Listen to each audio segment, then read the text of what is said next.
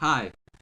MDMA, or properly known as 3,4-methylene dimethylphenidate, is everywhere, springing from school to school throughout the US.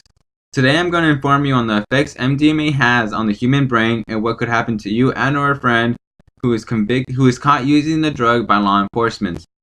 The popularity of this drug has been rising since 1991 and has gained popularity throughout universities and colleges in the country. As college students, we need access to information like this in order to make smart, knowledgeable decisions. I have read numerous articles, academic journals, and publications on MDMA for the past 3 years and feel well informed to pass on this information to my fellow college students. First, we will discuss the background of MDMA. Second, I will inform you on the drug's effects on the human body and its potential risks. And third, I will talk about the consequences that will befall any college student who is convicted.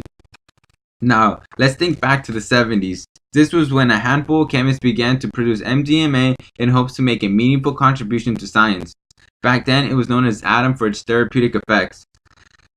It was used to treat those with post-traumatic stress disorder, and by 1983, a majority of people had started taking advantage of this behavior-changing drug and gained the name ecstasy. It gained extremely popular among adolescents and young adults. MDMA was and still is used for raving, clubbing, and other forms of nightlife. Of course, with popularity growing, the DEA, or Drug Enforcement Administration, soon took charge and in 1985 placed a Schedule I drug ban, which corresponds to substances with no therapeutic value.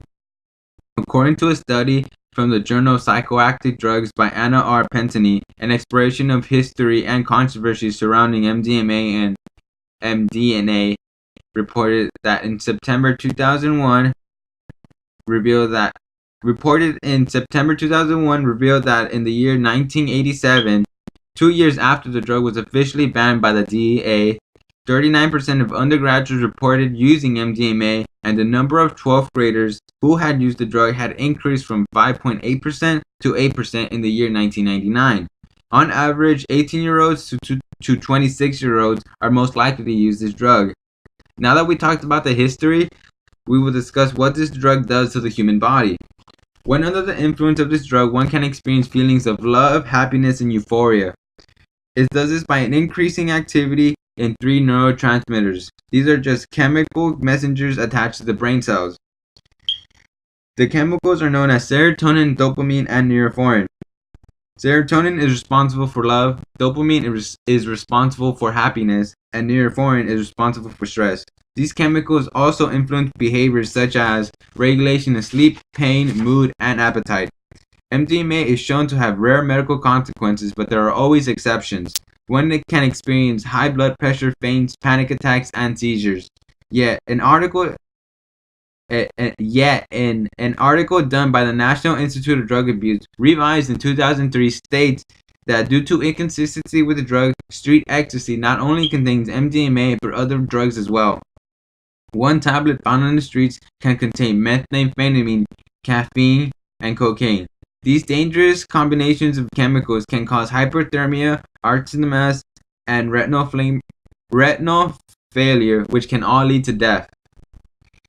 The dosage also influences whether one will experience these effects. According to Anna R. Pentany in her paper, she states that a single dose of MDMA ranges from 75 to 150 milligrams.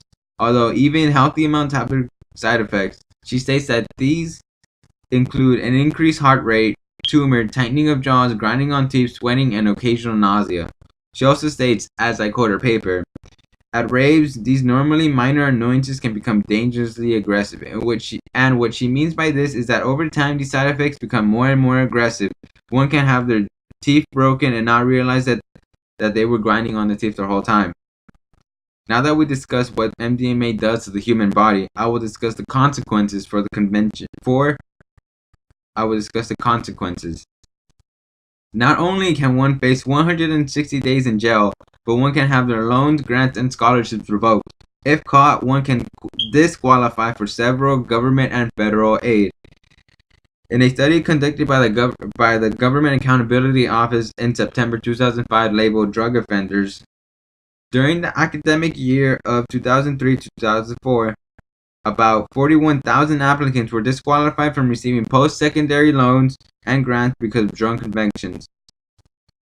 From 1990 and through the second quarter of 2004, judges in federal and state courts have reported to have imposed sanctions to deny the benefits of federal licenses, grants, and contracts to about 600 convicted drug offenders per year. Today we've gone over the effects, punishments, over the history, effects, and punishments of MDMA. With this information, I hope many of you will make smart decisions and choices in the future. Thank you.